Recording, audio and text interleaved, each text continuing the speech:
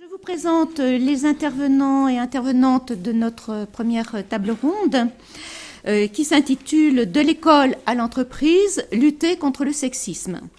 Donc Marilyn Baldec, tout de suite ici à ma gauche, est chargée de mission à l'AVFT, Association européenne contre les violences faites aux femmes au travail, depuis 2003 et elle en est la déléguée générale depuis 2007.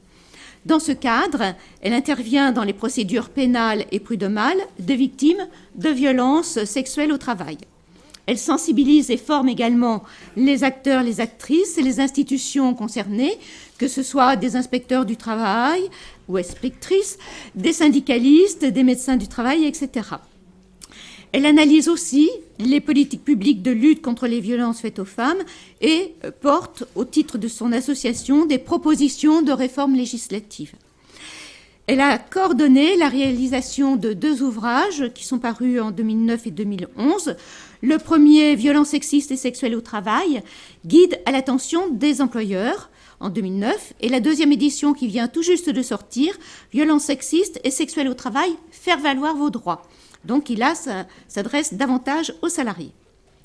Christophe, à sa gauche, est fonctionnaire à la Poste, permanent syndical depuis 2006 et il est également secrétaire général adjoint de la CFDT Paris depuis mars 2008. Il a été, ou il est encore, responsable du projet Respecter, RES-PEC-TE-E-S,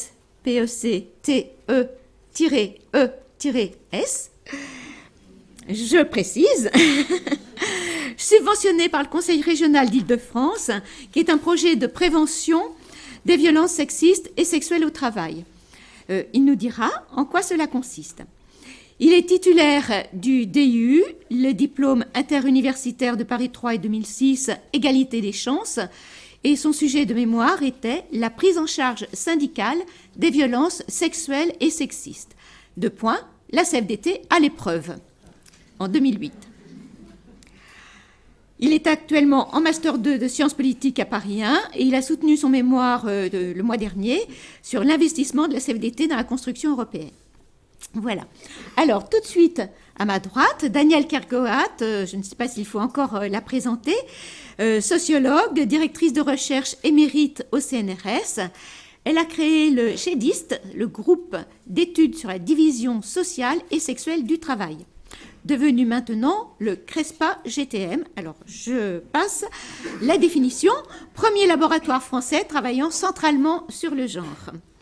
Elle a également créé le réseau thématique 24 de l'Association française de sociologie, intitulé Genre, classe, race, tiens, ça me rappelle quelque chose de récent, rapports sociaux et construction de l'altérité, et la collection Le genre du monde, au sein des éditions La Dispute, dont elle est actuellement la directrice. Elle a publié de nombreux ouvrages sur les ouvrières, le travail à temps partiel, le mouvement des infirmières de 89, la division sexuelle du travail. Ses recherches sont principalement centrées sur le genre et les rapports sociaux de sexe, le travail, le concept de rapport social, les mouvements sociaux. Je passe rapidement sur quelques publications. Division sexuelle du travail et rapports sociaux de sexe. L'inversion du genre quand les métiers masculins se conjuguent au féminin et inversement. Le genre au cœur de la mondialisation et se battre, disent-elles, qui est à paraître. Voilà. Alors, Françoise Vouillot, également chercheuse émérite et docteure en psychologie. Ouais, émérite, pour moi, c'est quelque chose de bien, quoi. Voilà. Ça correspond peut-être pas au sens. Voilà. Bien. Donc, Françoise est docteure en psychologie, maîtresse de conférences à l'INETOP du CNAM, le Conservatoire des Arts et Métiers, où elle est responsable du groupe Genre et Orientation. Elle a été membre du comité de direction de l'IEC de 2005 à 2007. Elle fait partie des séminaires de recherche interdisciplinaires Genre et politique publique de l'OFCE et Genre, activité santé de l'International Ergonomics Association. Excusez-moi pour l'anglais. Elle a mis en place et animé depuis 10 ans des modules de formation sur genre, formation, orientation, travail, à destination des conseillers et conseillères d'orientation, psychologues et des étudiants de Master 2. Elle a participé de 1998 à 2005 à plusieurs missions d'expertise pour différents ministères, notamment l'éducation nationale, la fonction publique, les droits des femmes, en particulier au comité de pilotage de la commission interministérielle pour l'égalité des chances entre les filles et les garçons à l'école, de 2000 à 2002. Enfin, en 2010, elle a piloté un rapport pour la HALD et l'ACSE sur l'orientation scolaire et les discriminations selon le sexe, publié en 2010 à la documentation française, sous le titre « Orientation scolaire et discrimination, quand les discriminations de sexe masquent les inégalités ». Et elle est membre du comité de rédaction de la revue Travail, Genre et Société. Ses plus récentes publications, Division sexuée du travail, du statu quo à la subversion, Orientation, un instrument du genre, l'orientation aux prises avec le genre, l'orientation, le butoir de la mixité. Qu'est-ce qui vous a amené à orienter vos recherches sur la lutte contre le sexisme et les inégalités entre les femmes et les hommes, et plus particulièrement sur l'éducation professionnelle des jeunes? La première question, elle est quasi intime. Ça m'a obligée à y réfléchir, parce que les choses passent. Alors je crois que c'est la rencontre entre un sujet d'étonnement et de révolte très jeune. Je crois qu'à l'âge de 10-12 ans, j'ai été très étonnée de la prise de conscience que j'ai pu faire des rôles de sexe et des rapports sociaux de sexe. Puis bien plus tard, donc la rencontre entre ce sujet et un objet de travail, l'orientation scolaire et professionnelle. Alors d'abord en tant que praticienne, parce que j'ai été conseillère d'orientation, pas psychologue à l'époque. Enfin si, j'étais psychologue, mais les conseillers et conseillères d'orientation n'avaient pas ce titre. Dans un secteur qui était très défavorisé, la Seine-Saint-Denis. Et j'ai constaté donc que la plupart des filles et des garçons de troisième partaient dans ce secteur, dans l'enseignement professionnel. Voire l'enseignement le second cycle technologique et très peu en série générale. Et donc, après cette classe de troisième, les filles et les garçons se séparaient. Leurs orientations étaient extrêmement différenciées. Puis ça paraissait normal à tout le monde. Pas tellement à moi, je dois le dire. Mais autour de moi, personne ne questionnait ça, ni les élèves, ni les familles, ni les profs, ni les conseillers, enfin ni mes collègues. Ça ne posait pas de questions. L'important était de trouver une place quelque part. Ce qui, effectivement, était important. À cette époque aussi, en troisième, on faisait passer des batteries de tests pour élaborer un conseil d'orientation étayé. Et dans ces batteries de tests, il y avait des tests de raisonnement spatial, de raisonnement technique, de raisonnement verbal, et on constatait des différences de moyenne assez sensibles entre les filles et les garçons ayant des moyennes supérieures aux filles dans le raisonnement spatial et technique, et les filles dans le raisonnement verbal. J'avais constaté aussi des différences d'attitude. Notamment, je me rappelle avoir été obligée de faire passer ces tests-là.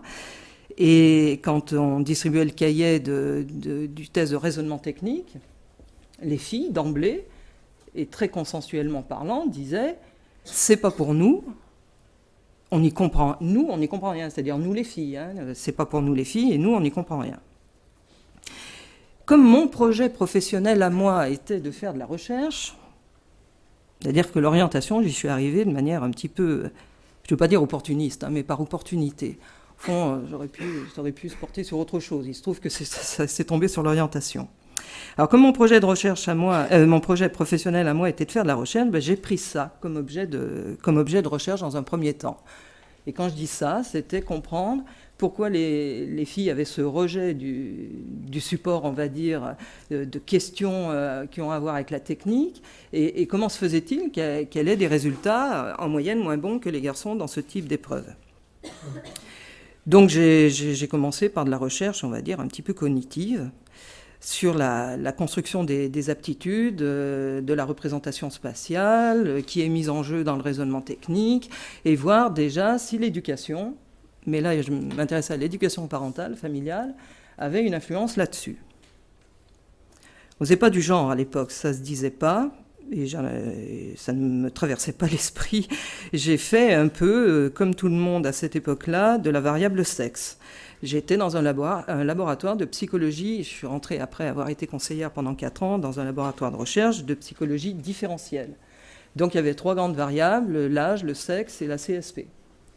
Et le sexe était une variable différenciatrice, mais on questionnait peu les différences qu'on observait. C'est-à-dire qu'on ne se demandait pas pourquoi elles existaient, comment elles étaient produites.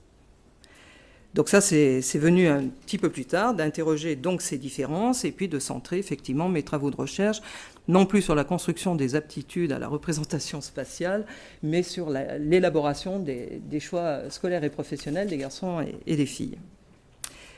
Oui, j'ai vu, il me reste 1 minute, mais j'ai terminé, donc ça va aller très bien. Donc, depuis quand même, depuis le courant des années 80, on va dire, à la fois en tant que chercheuse, mon sujet est d'interroger donc ces différences d'orientation entre les garçons, les filles, les hommes et les femmes, sur le plan professionnel, comment elles se produisent. Mais comme vous l'avez rappelé, j'ai modestement, parallèlement, participé à des groupes qui avaient pour vocation quand même de produire du changement, c'est-à-dire d'agir. Donc on en est, mais je pense que j'aurai l'opportunité de le développer un petit peu plus tard, hein, de questionner comment l'école, via les processus, les procédures d'orientation et les pratiques, produit des discriminations, souvent à l'insu des acteurs et des actrices, de manière inconsciente, des discriminations systémiques notamment, qui donc produisent des inégalités qu'on va retrouver bien évidemment dans la possibilité d'insertion professionnelle et le déroulement de carrière par la suite. J'ai plus parlé de la CFDT. Alors moi, déjà à titre personnel, j'ai fait, tu l'as dit en début d'intervention, le diplôme interuniversitaire égalité des chances entre les femmes et les hommes. Ça avait été fait sous l'impulsion de la secrétaire générale de l'Union départementale de Paris CFDT, Sonia Buscarini, qui l'avait fait elle aussi, qui était à cette époque, comment je sais pas, il devait y avoir une quinzaine de personnes et 15 femmes, et qui m'avait dit, voilà, qui avait fait ce constat-là, c'est pas normal, cela dit la salle montre qu'on a encore un peu de chemin. C'est pas normal que sur ce type de sujet-là, ça soit toujours, toujours des femmes en fait qui viennent, qui s'y intéressent. Donc c'est vrai que moi, naturellement, fonctionnaire à la Poste, enfin naturellement. Bon, voilà, on va pas commencer à rebondir sur chaque mot. Ça fonctionnaire à la Poste, j'avais pas beaucoup travaillé sur ces questions-là. J'avais beaucoup plus travaillé sur les discriminations raciales à l'emploi. Peu sur les inégalités. Donc voilà, c'est ce qui m'a amené à faire ce diplôme interuniversitaire. Au départ, avec l'idée de faire un travail sur les inégalités salariales, sur l'inégalité professionnelle, qui était la suite du travail qu'avait engagé Sonia Buscarini. Avec ce constat qu'au niveau national, au niveau de la Confédération CFDT, les inégalités qui ont été rappelées en introduction, avec toutes les dimensions, tous les facteurs qui peuvent générer ces inégalités, et tout le monde, j'imagine, les partage ici. Voilà, ce constat-là, il est partagé par la CFDT depuis extrêmement longtemps. La difficulté, c'est qu'elle n'est pas traduite concrètement sur le terrain par des actions qui viendraient réparer ces inégalités. Donc la question, c'est pourquoi on a des orientations politiques qu'on est plutôt claires et pourquoi sur le terrain on n'arrive pas à traduire ça. J'ai très vite, et donc un support à ce constat, enfin une donnée qui venait conforter ce constat-là, c'est que sur 15 000 dossiers juridiques pris en charge par la CFDT en 15 ans, seuls 30 avaient pour trait l'égalité professionnelle au sens très large, qui comprenait dedans les violences sexuelles et sexistes. Et là, sur les violences sexuelles et sexistes au travail, il n'y avait eu qu'un dossier en 15 ans, sur 15 000, qui avait été pris en charge en fait, par la CFDT.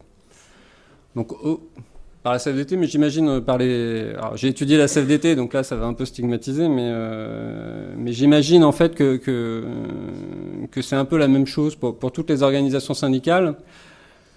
Et ça, en fait, ça traduit quoi ? Ça traduit qu'il y a un décalage entre ce que peuvent vivre les sections les sections syndicales, c'est dans l'entreprise X ou Y, les gens qui sont de proximité, qui sont directement sur le terrain.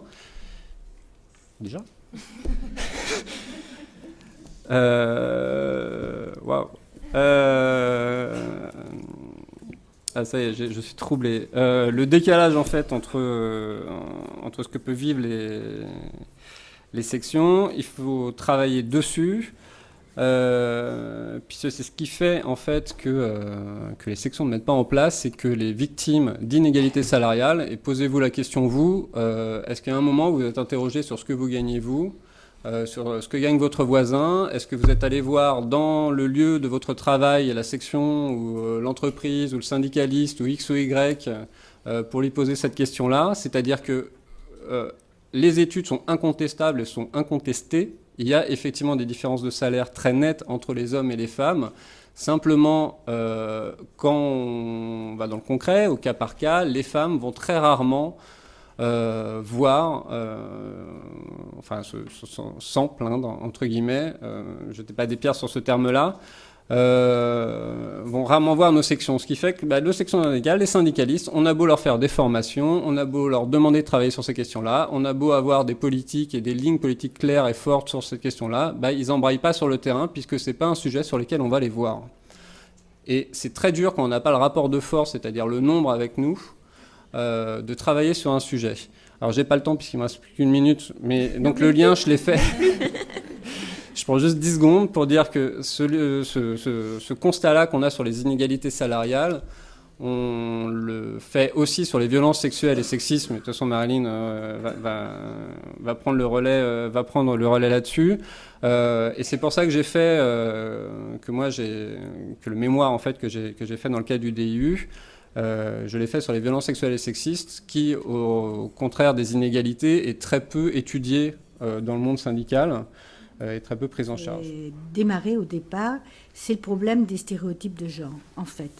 Je travaillais sur les revendications et les mobilisations ouvrières et très vite, évidemment, je me suis aperçue qu'il n'y avait pas seulement des ouvriers, il y avait aussi des ouvrières et qu'il y avait des différences notables à tous les niveaux, au niveau des conditions de travail, mais aussi au niveau des mobilisations, des formes d'entrée en lutte.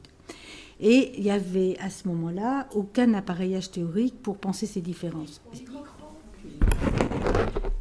Il n'y avait aucun appareillage théorique pour penser ces différences. Par contre, ce qu'il y avait, c'était des explications, entre guillemets, qui renvoyaient aux stéréotypes les plus éculés sur la nature féminine. Les femmes étaient hystériques, les femmes étaient nerveuses, et c'est ce qu'on entendait tant dans la bouche des directions d'entreprise que dans la bouche des syndicalistes.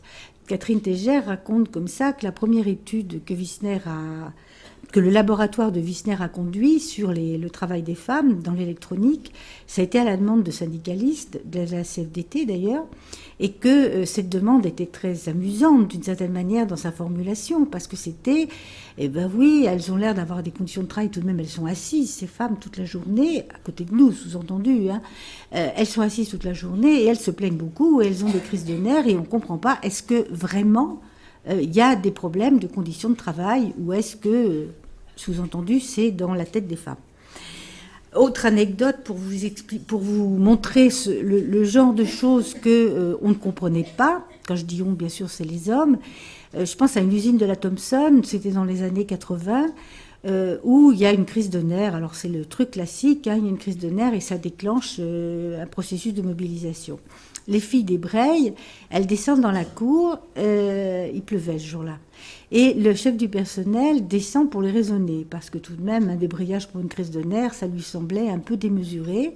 Là-dessus, elle s'énerve et elle le chasse à coups de parapluie, mais très, très fortement. Évidemment, lui, terrifié, vous imaginez, des femmes qui passent à la violence, se réfugient dans les locaux administratifs, appellent la police.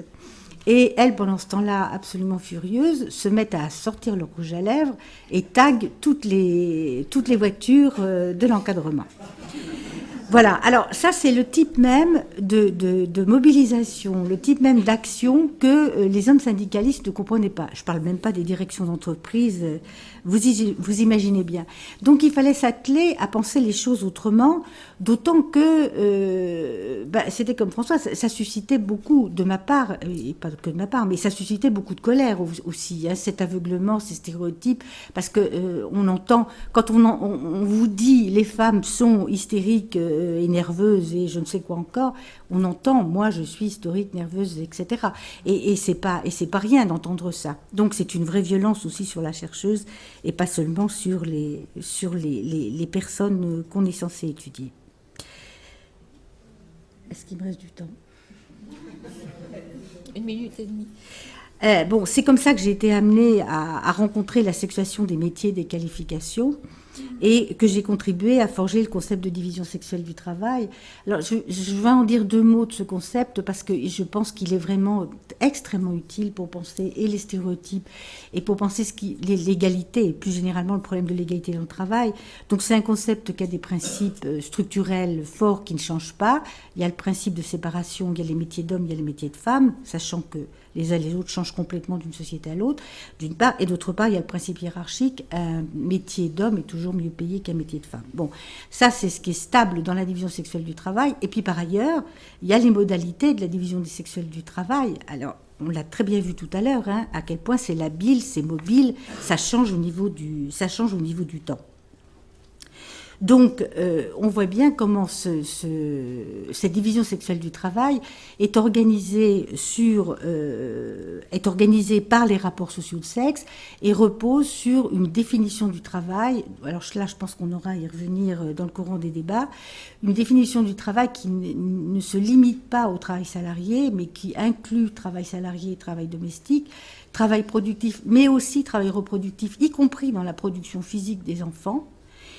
Et tout ça, je pense que c'est important pour penser les stéréotypes, pour penser l'égalité, tant le travail est une chose centrale pour comprendre le fonctionnement et l'emprise du genre. Michel, pour ta question, que je vais m'empresser de détourner légèrement, justement pour ne pas avoir à répondre sur le terrain personnel. Et je te propose plutôt de répondre à la question suivante. Pourquoi le droit, comme outil privilégié de la VFT, Association contre les violences faites aux femmes au travail ? Ça me convient parfaitement. Très bien. Donc, on peut en effet faire le constat que les associations féministes dont la VFT fait partie sont très rarement des associations qui font de l'accès au droit, dans le sens où on intervient aux côtés d'un justiciable en recherche d'une intervention concrète à ses côtés. On a en France beaucoup d'associations qui font de l'information, qui organisent des groupes de parole, qui font de l'écoute, dans le champ des associations féministes, mais assez peu d'associations qui ont choisi le droit comme instrument quotidien de travail. Donc, de manière générale, les associations qui sont investies dans le champ que l'on pourrait nommer du droit des femmes ont pourtant généralement négligé le droit et ont une relation avec le droit qui est assez distanciée, qui est considérée comme une matière qui est lointaine, abstraite et réservée aux spécialistes.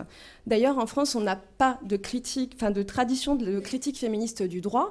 D'ailleurs, quand on prend même dans des milieux qui sont très spécialisés une personne, donc on lui demande « est-ce que tu peux me citer un nom ou 2 noms ou 3 noms de juristes féministes ?» En général, on n'obtient pas de réponse, alors qu'il y a cette tradition de critique féministe du droit dans les pays anglo-saxons, dans les pays scandinaves.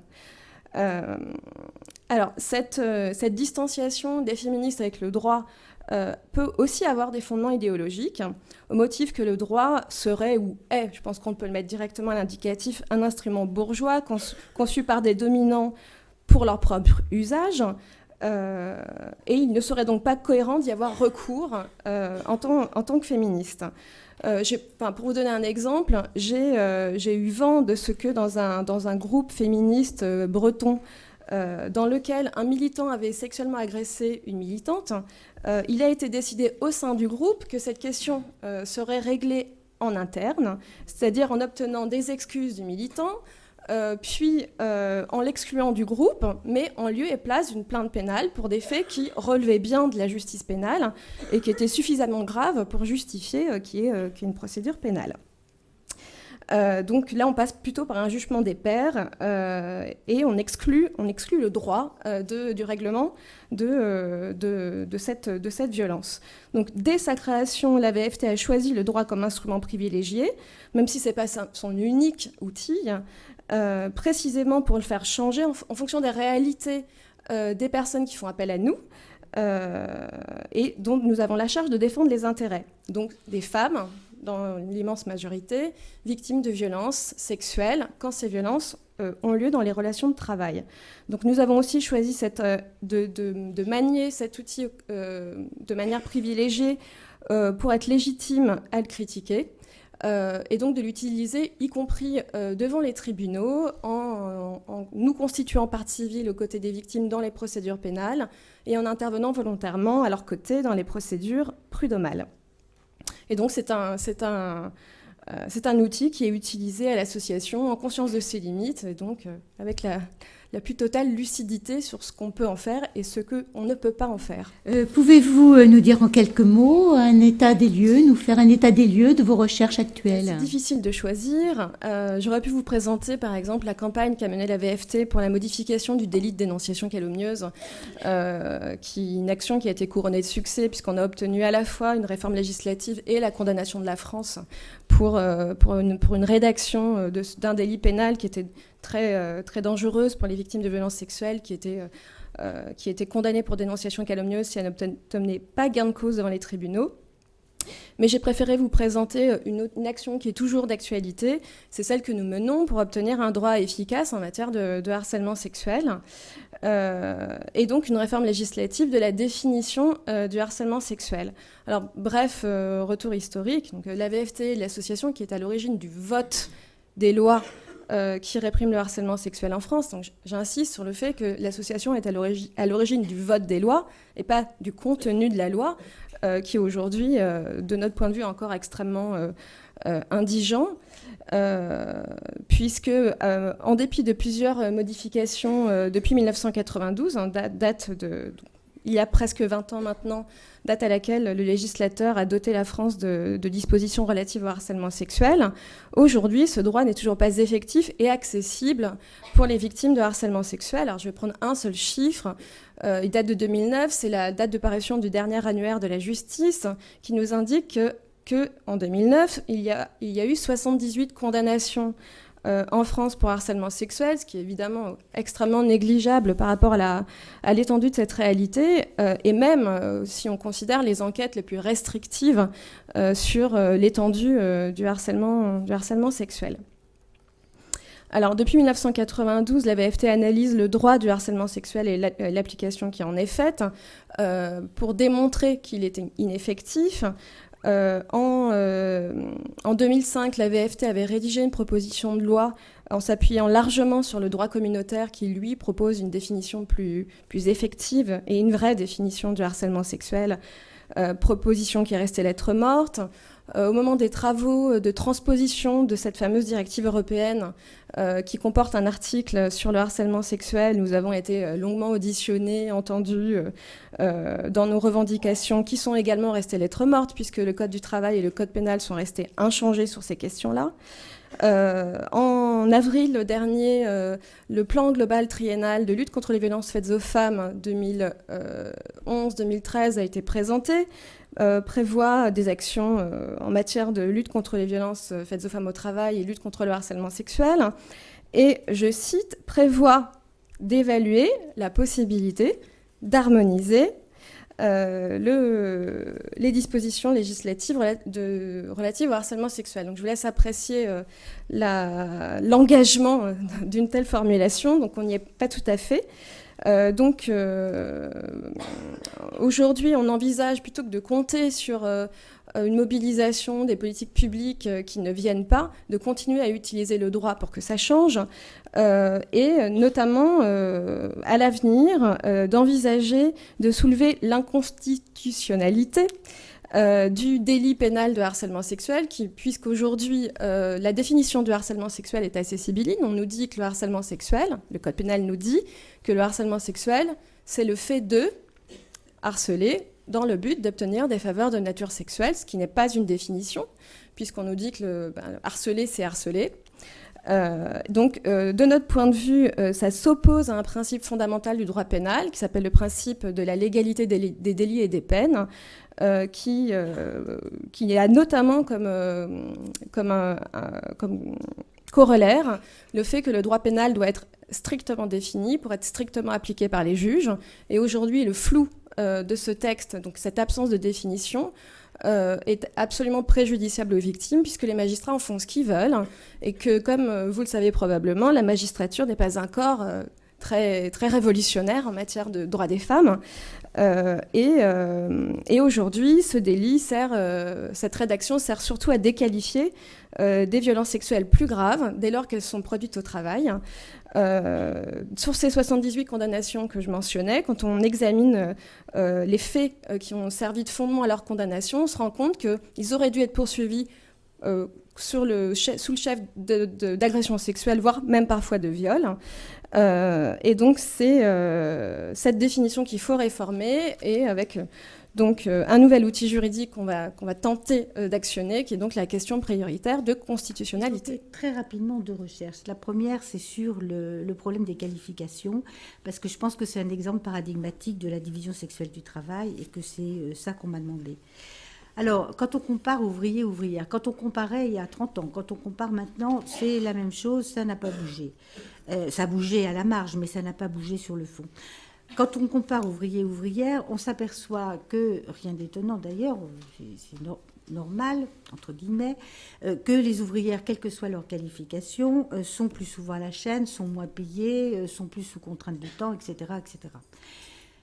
Rien d'étonnant, comme je vous disais, on retrouve les conclusions de Madeleine Gilbert bien antérieures, c'est-à-dire ces conclusions, c'était dans les années 60 qu'elle étudiait les femmes dans l'industrie.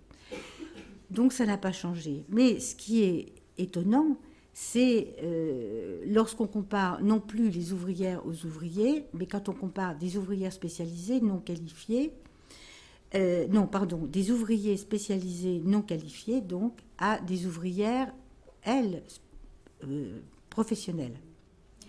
Donc les femmes professionnelles, les femmes qualifiées et les hommes non qualifiés. Et qu'est-ce qu'on s'aperçoit? C'est que ces femmes professionnelles qualifiées, elles travaillent plus souvent à la chaîne que les hommes non qualifiés. Les salaires sont à peu près les mêmes, il n'y a pas une différence, il n'y a pas un écart de salaire gigantesque. Elles travaillent plus sous contrainte de temps. Les séquences de travail sont beaucoup plus courtes que dans le cas des hommes. Et enfin, la pesanteur, le contrôle hiérarchique est beaucoup plus grand. Donc, vous voyez bien, avec cet exemple qu'on sort complètement des stéréotypes, là, on ne peut pas dire que les femmes sont je ne sais quoi, ou même que ce seraient les mentalités qui feraient que la situation est telle ou telle. On voit bien que là, il y a des rapports sociaux qui jouent, et qu'il y a un rapport social, le rapport social de sexe, qui est tout à fait déterminant et qui explique, il n'y a que en termes de rapport social qu'on peut expliquer ce qu'on observe. La seconde étude, c'est sur le temps partiel. C'est une étude qui date des années 80, donc c'est-à-dire au moment où les décrets d'application sortaient. C'est une étude un petit peu après que les décrets d'application soient sortis. Et c'était donc au moment de la grande envolée sur le temps partiel. Tout ça au moment où aussi il y avait la grande envolée du chômage de masse. Il ne faut pas oublier, les deux sont concomitants au niveau de l'apparition. Ce qui revenait toujours à propos du temps partiel, c'était la fameuse demande des femmes. Il semblerait, à écouter nos décideurs, que les femmes étaient de grandes demandeuses de temps partiel. Et par ailleurs, il y avait la conciliation des rôles aussi, dont on nous rebattait les oreilles. La demande du ministère du Travail a été d'aller voir qu'est-ce que c'était que cette demande des femmes et essayer de l'évaluer. Donc ça a été une enquête quantitative et qualitative. Je vous parlerai surtout de l'aspect qualitatif, en 2 mots. Et je ne parlerai que des femmes qui ont pris volontairement le temps partiel, parce que je supposais que vous connaissez bien le problème du temps partiel et du temps partiel imposé. Par contre, on connaît souvent moins bien les problèmes du temps partiel choisi. C'est-à-dire que là, les stéréotypes jouent à plein complètement là-dessus. C'est à 3 niveaux qu'il y a des résultats assez surprenants qui sont apparus. Premier niveau par rapport au travail. Deuxième niveau quant à la demande de flexibilité et de flexibilisation du temps travaillé. Et enfin, quant aux effets de la division sexuelle du travail, quant aux effets du travail à temps partiel, sur le travail domestique. Alors, d'abord, par rapport au travail, ce qui apparaît, c'est que, enfin, ce qui apparaissait, mais ce qui est toujours vrai, c'est que les femmes prennent le travail à temps partiel pour les enfants, c'est ce qu'elles disent toutes, hein, qu'elles ne peuvent le prendre que si les revenus familiaux le permettent, c'est bien évident, mais elles ne le prennent à long terme que parce que leur travail est inintéressant. Et ça, c'était vraiment le point... le point important de cette étude, je crois, ça a complètement renversé les choses, c'est-à-dire qu'au lieu de focaliser sur la famille et sur les enfants, hein, on met la focale sur le travail et on dit non, c'est parce que le travail qu'on réserve aux femmes, dans la plupart des cas, est complètement inintéressant, qu'elles se démobilisent et qu'elles décrochent partiellement. Et c'est pas tant qu'elles prennent le temps partiel car elles voudraient avoir un investissement personnel, ça aussi on l'a entendu pas mal. Alors là ça dépend des CSP aussi, hein. Mais disons que les femmes ouvrières, vendeuses, employées, femmes de ménage, etc., c'est pas pour ça qu'elles prennent le temps partiel, mais c'est parce que le travail ne leur permet plus de s'investir comme elles l'auraient tellement souhaité. Il faut entendre les rêves des jeunes femmes au début de leur carrière, comme elles rêvent, quand elles veulent être coiffeuses, esthéticiennes ou je ne sais quoi encore, comme elles rêvent d'un accomplissement personnel, et ou quand elles travaillent dans les assurances, elles rêvent qu'elles vont servir les gens, qu'elles vont être utiles, qu'elles vont faire des choses, et puis il y a la déconvenue au bout du compte. Donc la prise de temps partiel peut donc être considérée comme la résultante d'un long processus durant lequel il y a simultanément montée du travail domestique avec la survenue des enfants et d'autre part un désintérêt croissant pour le travail salarié. Et ça n'a rien de psychologique, c'est tout bêtement parce que les conditions objectives sont telles qu'on ne peut pas s'y investir. Sur le problème de la flexibilité, c'est vrai que les femmes sont demandeuses de flexibilité du temps travaillé, mais alors pas à la sauce patronale. Hein, c'est ni une flexibilité saisonnière, ni une flexibilité hebdomadaire, mais c'est bel et bien une flexibilité biographique. C'est qu'il y a des moments où on aurait besoin de travailler un peu moins et d'autres moments, par contre, où on a très envie de s'investir dans le travail. La troisième chose, donc, c'était les effets du travail à temps partiel sur le travail domestique et sur la division du travail domestique, donc. Là, c'est alors aussi énorme comme résultat, c'est que dès que la femme passe à temps partiel, il y a non-partage du travail domestique dans le couple, le non-partage s'installe totalement, même quand auparavant, il y avait un partage relativement équitable. Du jour au lendemain, quasiment, le partage se remet en place avec les modalités d'avant, c'est-à-dire qu'il n'y a plus de partage. Donc, c'est important à dire pour des tas de raisons. D'abord parce que c'est pas drôle à vivre, mais aussi parce que la cristallisation de la division du travail dans le couple par le passage à temps partiel peut être un frein extrêmement puissant après pour le retour à temps complet. Même quand les femmes le désirent, même quand elles disent qu'elles vont retourner à temps complet, ça risque de pas être très facile dans les familles. Et j'ai pas le temps, mais j'ai interviewé des hommes et des enfants. Je me disais que pour revenir à temps complet, elles auraient bien du mal. Et de surcroît, le mode d'utilisation par les femmes de ce temps libéré est tout à fait particulier et fait qu'il n'y a pas simplement transfert du travail domestique sur la seule épouse, mais que bien plus insidieusement, ça entraîne une invisibilisation du travail salarié. Des hommes me disaient « ma femme ne travaille pas », alors qu'elle était à temps partiel, hein, ma femme ne travaille pas.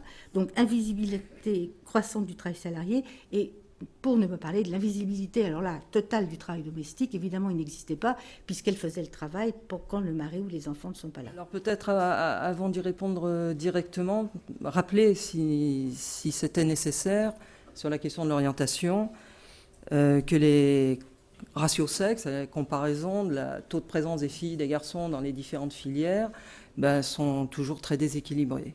C'est surtout vrai dans la filière professionnelle. On rappelle que 88% des filles qui vont dans la filière professionnelle, c'est-à-dire BEP, Bac Pro, sont dans les séries de services. 78% des garçons qui vont dans cette filière sont dans les séries de la production. C'est vrai aussi des séries technologiques, mais c'est vrai aussi des séries générales L, ES et S. Donc ça interroge. Ça produit des inégalités, et ça produit des inégalités parce que les séries, les filières sont hiérarchisées, c'est-à-dire qu'il y a, tout le monde le sait, une pyramide de prestige associée au savoir et aux compétences, et puis qui passe par la division sexuée. Alors, en 5 minutes difficiles, mais bon, donc j'ai choisi de faire un très très bref résumé. Donc du travail collectif que nous avons fait à l'INETOP dans ce rapport demandé par la HALD et l'ACSE sur l'orientation scolaire et les discriminations selon le sexe. Et puis si j'ai le temps, j'indiquerai quelques autres recherches. Alors ce rapport demandé par la HALD et l'ACSE correspondait en fait à une revue de littérature. Ce n'était pas une recherche qui nous était commandée, c'était une revue de la littérature produite depuis 25 ans en France sur cette question de la division sexuée de l'orientation, mais avec cette notion un peu étrangère, il est vrai, au domaine de l'orientation, de la question des discriminations. Alors, je vais faire un bref résumé de ces 25 ans de littérature, c'est-à-dire entre 1984 et 2009. Le rapport a été rendu en juillet 2010. Alors d'abord, c'est toute forme de littérature, c'est-à-dire aussi bien les articles des revues scientifiques, des revues professionnelles, les rapports publics, les textes réglementaires, les circulaires, rapports d'études, d'enquêtes, etc. Premier constat, sans doute pas étonnant, enfin pas étonnant, qui ne va pas trop vous étonner, il y a peu de production sur le sujet. La question de la division sexuée et de l'orientation n'est pas une préoccupation en France. Dans les publications scientifiques, des revues scientifiques et des revues professionnelles qui touchent à l'éducation, à l'orientation ou au travail, 0,5% de leur production touche à ce sujet en 25 ans. Dans les rapports publics qui ont été élaborés sur les questions d'éducation, voire d'orientation, 78% d'entre eux ne mentionnent absolument pas la question de la division sexuée de l'orientation. Alors ça veut dire que 22% l'abordent, et parfois c'est quelques lignes, un petit paragraphe, mais aucun rapport public n'a été dédié à cette question, qui est la question la plus saillante, la question centrale de la question de l'orientation. Puisque cette question de la division sexuée de l'orientation, elle traverse les autres sources de discrimination de l'orientation, notamment en termes de classe sociale. Même si son ampleur et sa manifestation peut varier effectivement d'une classe sociale à une autre. Donc on peut dire qu'en France, ce n'est pas un sujet primordial, ni dans les préoccupations déjà. Ah non, c'est de la triche. Bon, je ne sais pas comment terminer là. Non, ça va être acrobatique. Donc ce n'est pas une préoccupation primordiale, comme je le disais, ni dans les questionnements, ni dans les préoccupations politiques et institutionnelles, ni dans les questionnements de la pratique et de la recherche. On s'est centré essentiellement sur la question de l'orientation des filles, avec ce paradoxe, les filles réussissent bien à l'école, mais elles s'orientent mal, point d'exclamation, c'est moi qui le mets. L'orientation des filles vers les sciences et techniques. Alors ça fait long feu dans la littérature, c'est ce que j'appelle l'arbre qui cache la forêt, parce que la division sexuée de l'orientation, elle est autant le fait des filles que des garçons. Mais dans notre pays, le fait que les filles soient moins nombreuses qu'on ne l'attendrait dans les filières scientifiques et techniques est un véritable problème, a été pris quand même par l'angle un peu politique et économique, alors que la totale quasi-absence des garçons dans les filières littéraires, du social, du soin, etc., n'est jamais posée encore, en tout cas, comme une question politique, économique et sociale. Donc il y a très peu de travaux qui prennent en compte à la fois les filles et les garçons. Je ne dis pas qu'il n'y en a pas du tout, mais ils sont minoritaires sur cette masse que nous avons étudiée sur les 25 ans.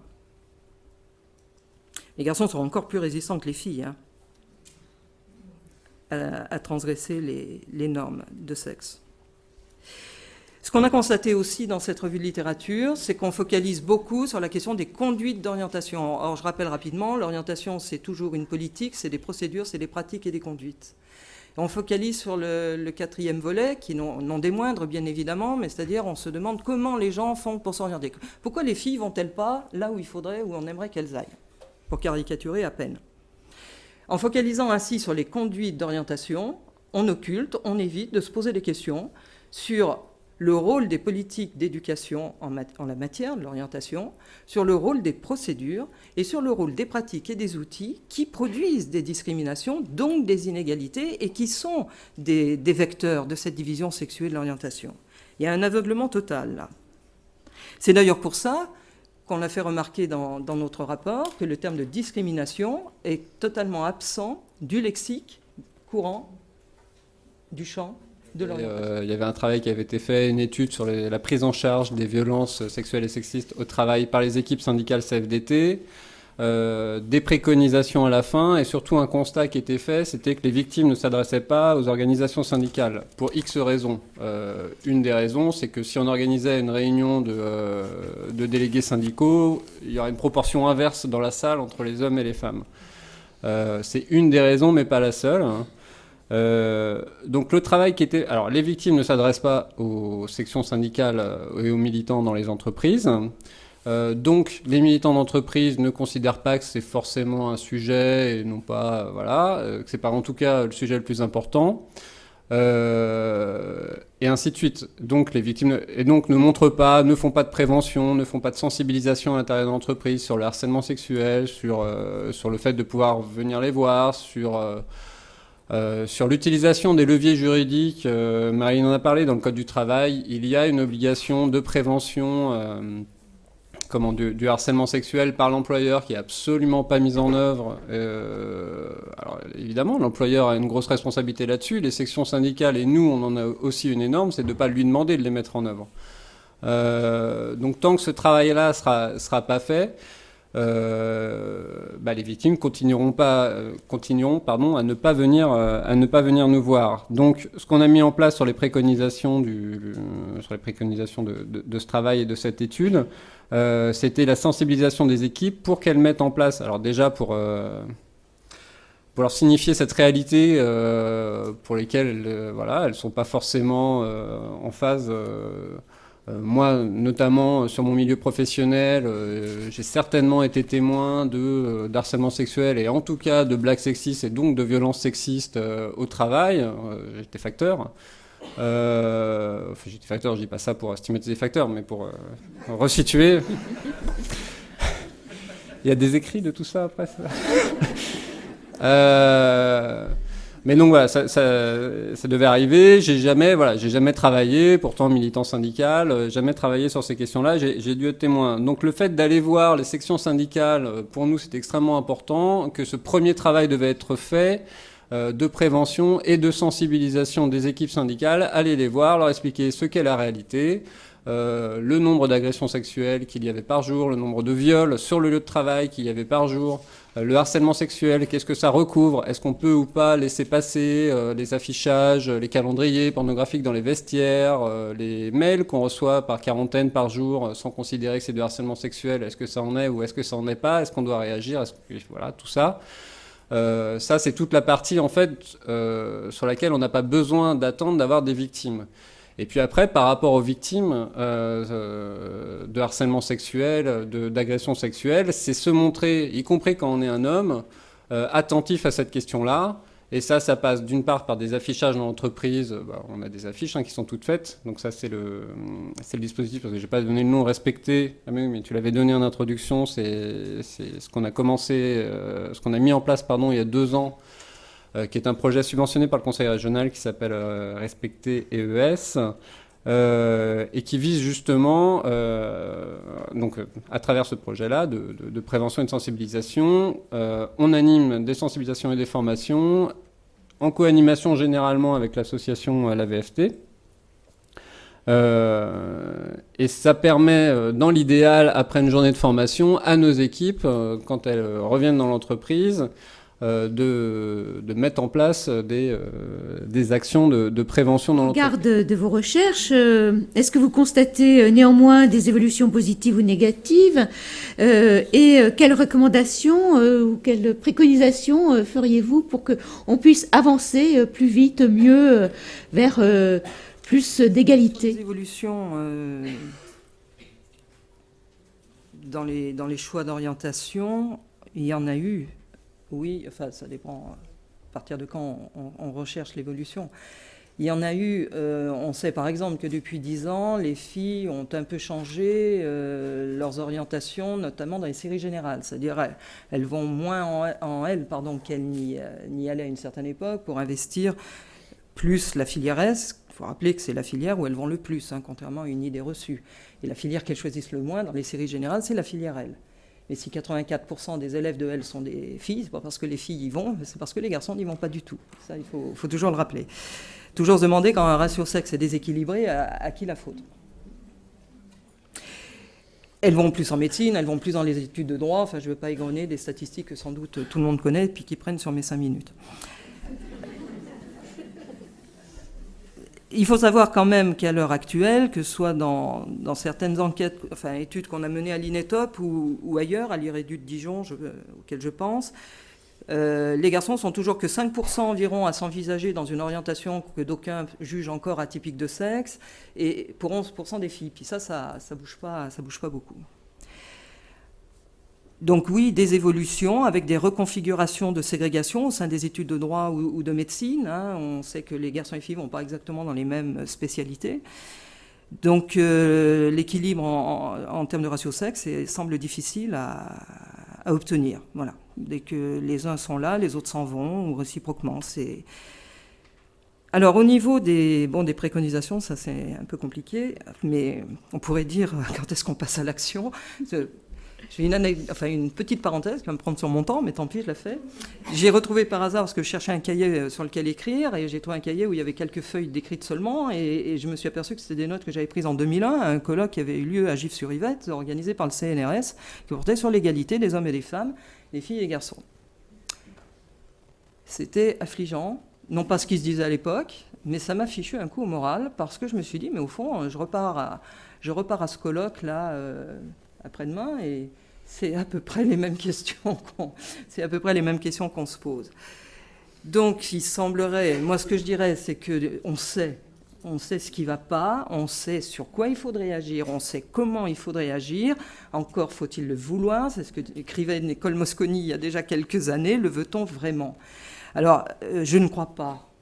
Et en matière d'orientation, c'est pire qu'ailleurs, je dirais, parce que sur le monde du travail, des inégalités objectives, on peut les mettre en face de nous, on peut les regarder en disant oui, il y a des différences de salaire qui sont des inégalités, oui, il y a des inégalités dans le recrutement, dans la promotion, etc. Ça, c'est objectivable.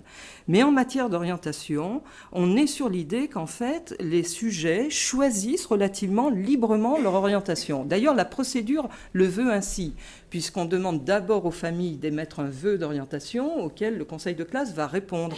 Et le conseil de classe a pour mission de s'adapter au mieux, de coller au mieux à la demande des familles, tant que cette demande ne leur paraît satisfaisante, qu'on puisse satisfaire. Donc le rôle de promotion des conseils de classe pour récupérer des phénomènes déjà d'autocensure ou d'autosélection qui se produisent en amont dans les vœux des familles, existe pas assez, à mon avis. Donc il n'y a pas de pression sociale. Les jeunes n'ont pas le sentiment, les garçons et les filles n'ont pas un sentiment d'injustice concernant leur orientation en tant que filles ou garçons. Ils peuvent l'avoir selon leur classe sociale ou selon leur origine. Avoir l'impression que l'orientation ne se passe pas exactement de la même manière pour tout le monde. Mais selon le sexe, on n'entend pas ce discours. Les familles ne se plaignent pas, les profs ne se plaignent pas, les conseillers et les conseillères d'orientation, psychologues ne se plaignent pas, tellement il y a une naturalisation du social qui vaut encore pour l'orientation. C'est-à-dire les garçons et les filles, ça a quand même des aptitudes, puis surtout, ça a des intérêts différents. Alors ça, cette question des intérêts différents des filles et garçons, quand on en parle, on dit, mais enfin, vous n'avez pas obligé les filles et garçons à faire des choses qu'ils ne veulent pas faire. Et les discours que nous tiennent les jeunes, qu'on a en face de nous dans des débats ou dans le dispositif, nous participons à un dispositif Jeunes pour l'égalité là, pour la région Île-de-France, donc de sensibilisation des équipes éducatives et des élèves sur ces questions, c'est quand même que on ne voit pas où est le problème, quoi. Les jeunes ne le voient pas vraiment. Une naturalisation du social, donc ça gêne beaucoup. Il y a cette conception de l'orientation en France aussi, de la conception d'un sujet autonome et responsable de son orientation, ce qui est un objectif tout à fait louable, auquel nous souscrivons, bien sûr. Espérons que les gens font des choix de manière autonome et responsable. Sauf que ça s'apprend. Enfin, l'autonomie, la responsabilité, la liberté, ça s'apprend. Si on ne met pas en place en même temps une éducation à repérer les systèmes de normes qui nous fabriquent, qui nous construisent, qui nous travaillent, eh bien, on restera, comme le dit Lowy, sous l'emprise du genre. C'est-à-dire tout en pensant qu'on exprime son choix libre, eh bien, en fait, c'est un choix très conditionné. Les acteurs bien formés ont appris à refuser et à vouloir l'inévitable, disait Bourdieu et Passeron. Une psychologie aussi qui est au centre quand même des pratiques d'orientation, qui depuis les années 70 inscrit dans une approche très clinique. Je n'ai rien contre l'approche clinique en orientation, bien loin de là. Une psychologie centrée sur la personne, qui fait que du coup, les praticiens et les praticiennes qui s'inscrivent de manière quasi parfois exclusive dans cette approche-là, oublient, je vais le dire comme ça parce que ça sera plus gentil, de questionner leurs propres pratiques et les outils qu'ils utilisent. Et ça, donc c'était bon. Dans les recherches que nous menons actuellement, il y a une étude critique justement des outils, notamment des questionnaires d'intérêt sur les biais sexués et sexistes qu'ils comportent encore. Présenter tous les métiers au masculin, par exemple, enfin, j'en passe et d'autres, les étalonnages. Et ce questionnement en France, il est inexistant sur les pratiques et les outils. Donc ça. Voilà. Puis je terminerai avec le leitmotiv depuis 25 ans. Il faut former de manière obligatoire, consistante. Je dirais qu'entre la norme de l'égalité et le politiquement correct, on pourrait croire que tout est réglé. La norme de l'égalité est extrêmement présente. On sait bien où qu'on parle et avec qui on parle. En fait, on s'entend dire sans arrêt que non, maintenant tout est réglé. Les femmes, d'ailleurs, c'est elles qui ont le pouvoir, c'est bien connu. Et on ne voit pas de quoi on se plaindrait.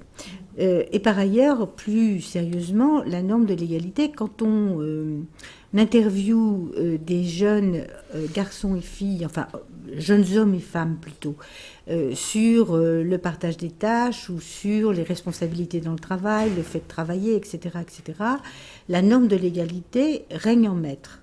C'est vrai pour tous les pays européens. Donc en fait, par ailleurs, on constate qu'il y a beaucoup de déclarations qui sont peu suivies des faits. Donc en fait, on est dans une espèce de dialectique. Moi, je trouve que Françoise Milewski l'a très bien montré parce qu'on est dans une dialectique où tout change et rien ne change, en quelque sorte. Je prendrai l'exemple d'un colloque qu'on a organisé à Brest il y a 3-4 ans, qui s'appelait « L'inversion du genre ». L'inversion du genre, quand les métiers masculins se conjuguent au féminin et inversement. Qu'est-ce qu'on a parmi... Il y a eu évidemment une multitude de résultats tout à fait intéressants. Il y a un livre qui est sorti d'ailleurs, si ça vous intéressait. Mais j'en ai retenu, moi, quelque chose de tout à fait précis. C'est que ce qui se passe, il n'y avait absolument pas symétrie entre l'entrée des hommes dans les métiers féminins et l'entrée des femmes dans les métiers masculins. L'entrée des femmes dans les métiers masculins se fait de façon assez éprouvante pour elles. Elles sont soumises à des obligations, de multiples obligations, dont d'ailleurs l'obligation d'avoir de l'humour, parce que, n'est-ce pas, si on rigole pas quand on fait de lourdes blagues autour de vous, c'est qu'on n'a pas le sens de l'humour. Donc on est obligé d'avoir ce sens de l'humour. Sinon, on n'est pas accepté dans le collectif de travail masculin. Bon, et il y a bien d'autres problèmes, je vous les passe. Par contre, quand on regarde ce qui se passe à l'inverse, quand c'est des métiers féminins et qu'un homme arrive dans un métier féminin, il est accueilli à bras ouverts. Et là, au contraire, là, c'est tout à fait l'inverse qui se met en place. C'est-à-dire que le collectif féminin se dit « Ah, quelle chance qu'on ait des hommes, c'est bien, ça va rééquilibrer ». Tout l'inverse du groupe masculin qui lui dit au contraire « Oh là là, les femmes, mais c'est épouvantable parce que ça va tirer notre métier vers le bas et puis ça va déséquilibrer, et puis il va y avoir des histoires. » Bon, les femmes, c'est absolument l'inverse. Donc, qu'est-ce qui se passe? C'est que les hommes, très souvent, enfin ça se vérifie statistiquement, se retrouvent très rapidement dans des postes d'encadrement. Alors que bien sûr que les femmes qui entrent dans les métiers masculins, vous savez bien qu'en fait d'encadrement, évidemment, rien du tout. Donc, il faut se garder des fausses symétries d'une part, c'est une chose, mais aussi il faut se garder des effets d'annonce en quelque sorte, et en particulier liés à la mixité. Vous voyez, là, c'est vraiment un phénomène de mixisation, et néanmoins, ça recouvre... Qu'est-ce que ça recouvre? Ça recouvre en fait excusez-moi, les choses changent au niveau extérieur, si l'on veut, et au niveau de la structure, immédiatement, qu'est-ce qui se passe? C'est que la division sexuelle du travail se remet en place. Les mécanismes liés aux rapports sociaux de sexe se remettent en place. Et à ce propos-là, je crois qu'il est important de distinguer les relations individuelles, les relations sociales, enfin ce qu'on appelle les relations sociales, des rapports sociaux. Parce que les relations interindividuelles, les relations sociales, sous l'effet de la mixité en particulier, ont indéniablement beaucoup bougé. Ce serait grotesque de dire que depuis 30 ans, la société française n'a pas bougé du point de vue des relations entre les hommes et les femmes. Bien sûr que ça a bougé, et souvent ça a bougé en mieux. Ça s'est amélioré, c'est vrai. Par contre, en ce qui concerne les rapports sociaux, là, c'est une autre paire de manches, parce que les salaires, le plafond de verre, tout ça, ça existe pareil. Il y a, de la même manière, la violence dans le travail aussi, et le travail domestique, n'en parlons pas. On sait bien que ça ne bouge pratiquement pas. Donc, les rapports sociaux, à mon sens, ne bougent pas. Et quand on arrive à les ébranler un peu, c'est vrai qu'assez rapidement, ils arrivent à se remettre en place. Alors, les préconisations, moi, en tant que sociologue, je suis toujours un peu mal à l'aise parce que je trouve qu'on n'a pas la compétence pour donner des préconisations en tant que telles. Je dirais que ce qui me frappe, c'est qu'il n'y a pas trop de changements, même s'il y a des changements, ou on peut dire l'inverse, même s'il y a des changements, il n'y a pas trop de changements. Enfin, c'est les deux à la fois.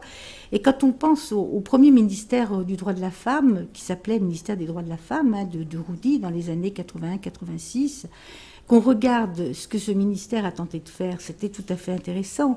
Il s'agissait de tenter de réduire les inégalités entre les hommes et les femmes dans le travail et à l'école, et entre garçons et filles à l'école. Et on voit bien que cette tentative n'a pas abouti à grand-chose, et qu'on, comme disait Françoise, qu'on continue à se poser en grande partie les mêmes problèmes. Donc je pense qu'il y a un déficit d'explication. Et puis, je pense en même temps que ce sentiment de répétition et de piétinement est tout de même très grave.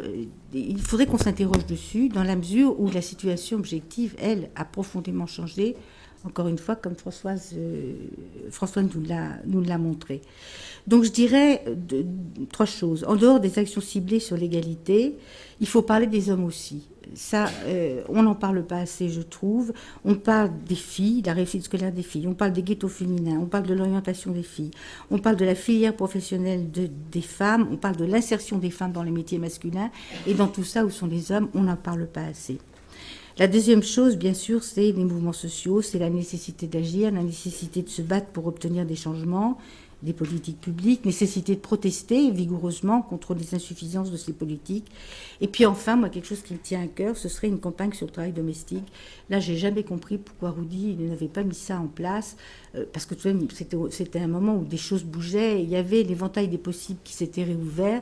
Et pourquoi on ne ferait pas une campagne à la télévision, dans la presse, etc., sur le travail domestique? Que si le travail domestique, ça doit se partager et que ça n'incombe pas naturellement aux femmes.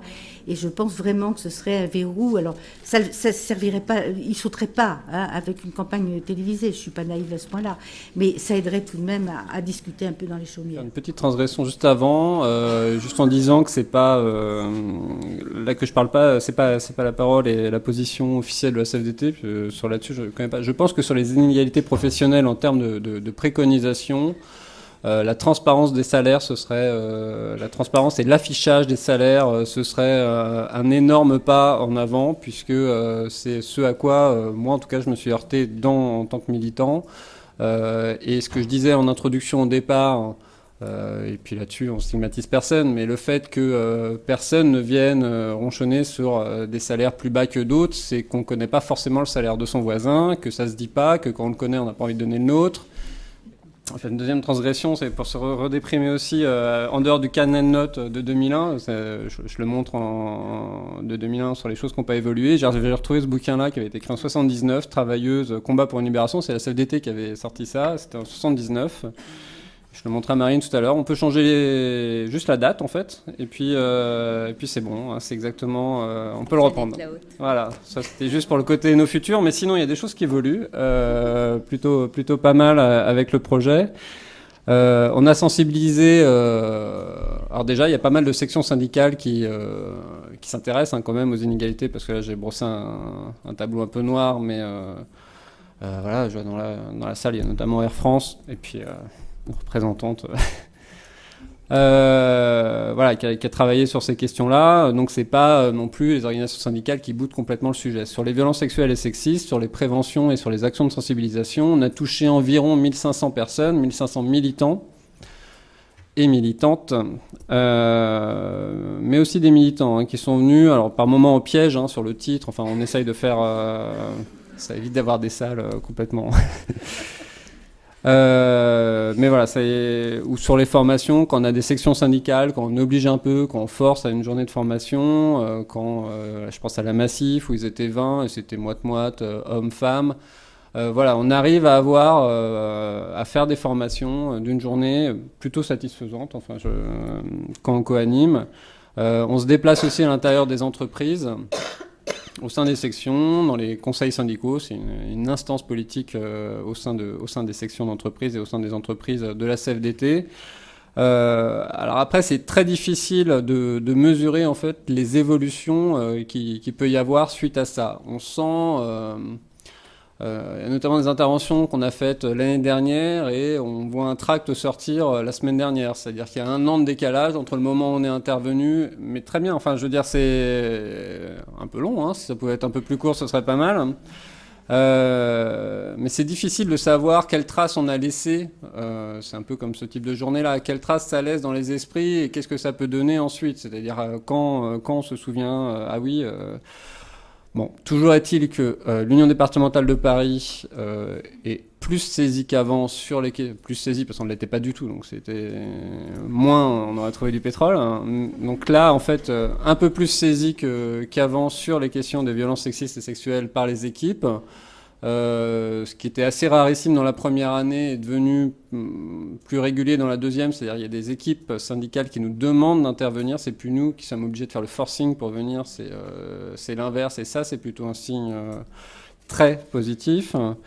Ce qui est par contre un peu négatif, ce qui est pas terrible, c'est la mise en place des préventions. C'est-à-dire qu'après une journée de formation, le but du jeu, c'est quand même que les équipes syndicales, quand elles retournent sur le lieu de travail, elles incitent, elles mettent déjà elles-mêmes en place de la prévention, donc de l'affichage, etc.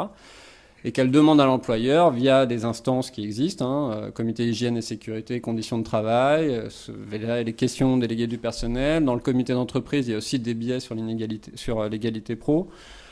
Via tous ces biais-là, qu'elles mettent en place des politiques de prévention, qu'elles demandent à l'employeur de mettre en place des politiques de prévention qui seraient assez simples. Juste un rappel aux règles de l'employeur. Quand c'est à l'intérieur de l'entreprise, Marine le disait, là, le droit il n'est pas terrible après pour les victimes, il est en tout cas très améliorable.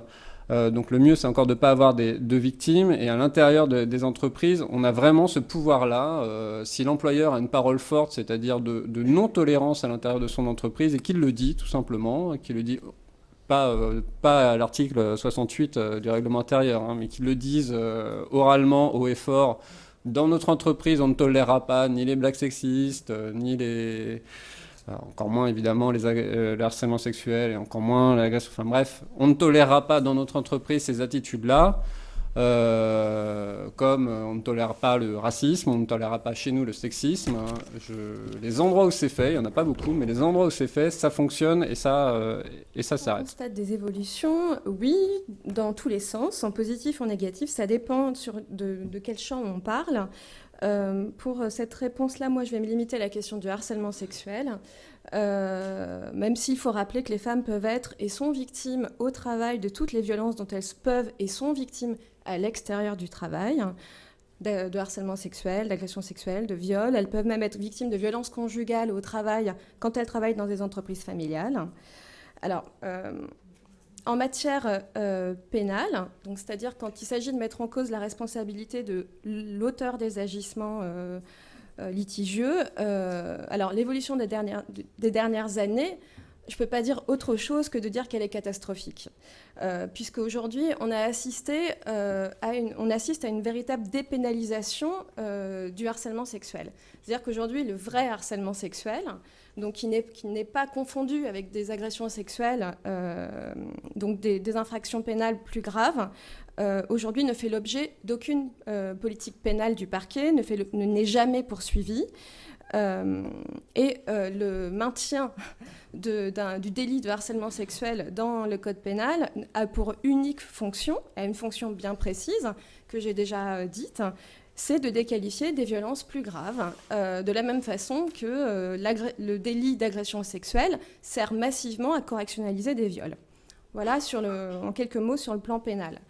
Alors en matière prud'homale, c'est-à-dire quand il s'agit de mettre en cause la responsabilité non pas de l'agresseur, du harceleur, mais de l'employeur, là on dispose sans conteste d'outils juridiques plus efficaces, notamment d'une jurisprudence sociale qui ces dernières années a considérablement renforcé les obligations de l'employeur et qui donc supplée en partie du moins aux carences de la loi. Il n'en reste pas moins que cette justice prud'homale, comme la justice pénale, est un vrai parcours de la combattante.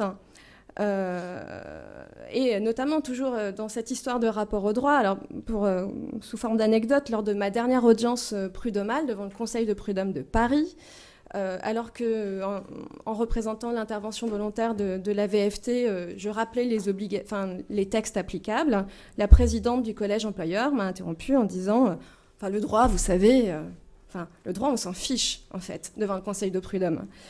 On peut encore lire dans des jugements prud'homaux, alors là, c'est le Conseil de prud'homme de Meaux, que je félicite récemment, qui nous dit que même si les propos, faits et gestes de M. V peuvent être qualifiés de grossiers, vulgaires, voire obscènes, ils ne peuvent toutefois pas être qualifiés de harcèlement sexuel. Une de mes collègues, encore récemment, devant le Conseil de prud'homme de Paris, a été interrompue par le président, alors qu'elle rappelait aussi les dispositions applicables. Et le président lui a dit, bon, vous savez, on voit à peu près ce que c'est. Le harcèlement sexuel, on voit ce que c'est, enfin à peu près. Mais bon, voilà. On arrête là. Donc c'est une justice qu'on ne peut qualifier que de darwinienne, puisqu'elle laisse sur le carreau, du fait de ses délais, de ses coûts, de sa violence aussi, une bonne partie des justiciables. Alors, pour ne parler que de Paris, aujourd'hui, entre un jugement prud'homal de cette nature-là et une audience devant la Cour d'appel de Paris, il s'écoule au minimum 2 ans et demi. Et donc ça décourage une bonne partie, évidemment, des justiciables. Alors, indépendamment de la question du pur domaine judiciaire et juridique, on peut quand même mesurer un début de mobilisation d'autres acteurs que les acteurs juridiques, judiciaires. La présence de Christophe ici l'illustre, on sent vraiment une mobilisation, notamment ces derniers mois, des syndicats, et en particulier à travers le projet Respecté, qui est vraiment pionnier en la matière, et je regrette vraiment qu'il y ait aussi peu de publicité qui soit faite autour de ce projet. Pour répondre à la dernière question sur les recommandations, Alors en quelques mots, puisqu'il faut en choisir une, la recommandation que je pourrais faire, c'est que tous les acteurs politiques, les chercheurs et chercheuses sur l'égalité professionnelle aient constamment le réflexe d'articuler égalité professionnelle à la lutte contre le harcèlement sexuel, puisqu'on ne peut pas atteindre l'égalité professionnelle si les femmes continuent à être victimes de harcèlement sexuel au travail. Et à toutes les étapes de leur carrière professionnelle, à commencer par leur orientation, dont on a déjà parlé ici, puisque on peut par exemple se demander comment il se fait que des jeunes femmes qui se forment au métier de la cuisine, qui veulent devenir chefs, finalement se retrouvent en salle à devenir serveuses, avec des métiers qui sont moins prestigieux et moins bien payés. Donc une des réponses, c'est parce qu'elles sont victimes de harcèlement sexuel au cours de leur formation, au cours de leur stage, et qu'elles décident donc de changer de voie en pensant s'extraire de ces violences-là. Donc le harcèlement sexuel, c'est un des facteurs d'exclusion des femmes du monde du travail. C'est un des éléments de blocage de leur carrière professionnelle. C'est un aussi, on oublie, des facteurs de rupture d'égalité salariale entre les hommes et les femmes, puisque quand une femme dit non aux sollicitations sexuelles d'un supérieur hiérarchique, ça se ressent aussi sur son salaire, sur ses primes, sur sa formation, enfin sur toute sa carrière. Et que le harcèlement sexuel a, en matière d'égalité professionnelle, un terrible effet pervers, puisque nous on le constate parce que auprès des femmes qui viennent nous voir, on se retrouve avec des femmes qui sont ingénieurs, cadres, ou qui travaillent dans des métiers dans lesquels elles sont vraiment avant-gardistes, où il y a très peu de femmes, qui nous disent très tranquillement qu'elles veulent se reconvertir professionnellement pour devenir puéricultrices, esthéticiennes, infirmières, sages-femmes, etc. Et donc, ces violences-là renvoient les femmes à une place à laquelle on n'aurait jamais voulu qu'elles échappent. J'en aurais terminé. Une question sur les femmes handicapées. Il y a une association assez spécialisée sur le sujet, Femmes pour le dire, Femmes pour agir. Je ne sais pas si vous la connaissez, voilà. Bon, qui elle a réellement, je crois, toutes les études qui existent sur le sujet et qui fait elle-même des journées de réflexion. On va assister justement à des interventions de l'association citée par Michel. Enfin, oui, si les femmes handicapées ont un accès à l'emploi encore plus limité que les hommes handicapés, oui, c'est évident. Et pour corréler au sujet que je connais, à savoir la question des violences sexuelles au travail, les femmes handicapées sont aussi victimes de ces violences-là, de harcèlement sexuel au travail, avec des difficultés qui leur sont spécifiques, hein, puisque parmi les moyens de défense de la partie adverse, quand on va se retrouver, quand elles vont dénoncer les faits, c'est parce qu'elles sont handicapées, elles ne peuvent pas avoir été victimes de harcèlement sexuel. Voilà. Donc c'est une problématique qu'on a, nous, intégrée.